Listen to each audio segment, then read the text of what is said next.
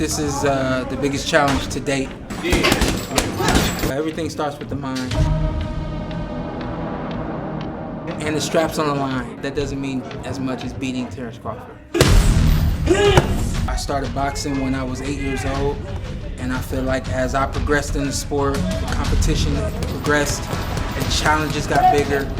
Of course, I'm a two-time world champion, but even comparing the guys that I won championships to compared to this guy that I'm going for a third one for, I think that he's better than those guys.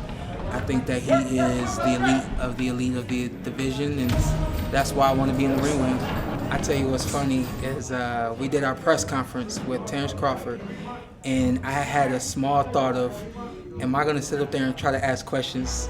Am I going to try to become an analyst out of nowhere? It works twofold. I get on screen and the personality is there. They told me to push that out, so I pushed that out. The education is there because I've been doing it since I was 6 years old, and the understanding of how to articulate that just kind of came from watching others and learning the game. So, and then on the other side is when I get here into the boxing ring and I'm training, those same things that I'm talking about on TV now with myself to a bar, you know, and I'm like, I can't speak about it and not do it, you know, so I make adjustments, I work hard, the same way I try to tell people what they're watching, what should be happening in the ring. I try to do it myself now. Being out of training and being on the analytical side of things for so long, once I came back to training, I literally was like, I should be doing this more, I should be doing that more.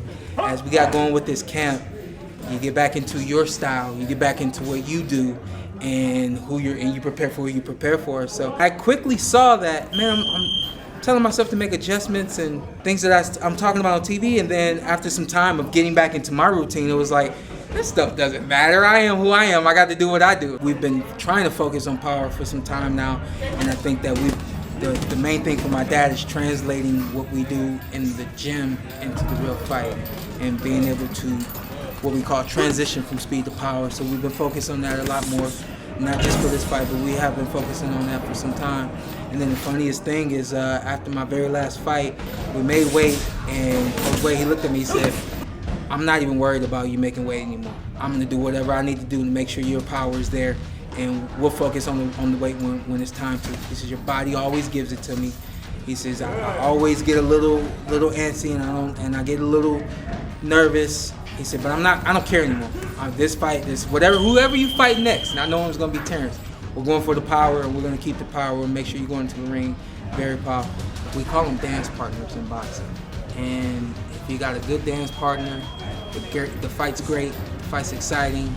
Could be close. You could wipe the other guy up on the canvas, but you never know. But it's when you got a good dance partner. When you got a bad dance partner, things aren't really clicking. The fight may be slow, the fight may not have as much action as people wanted. This one has everything and more. I can't say this is the fight of the century or the fight of the decade. This is definitely a fight for the ages. This is gonna be one that everyone remembers for a long time.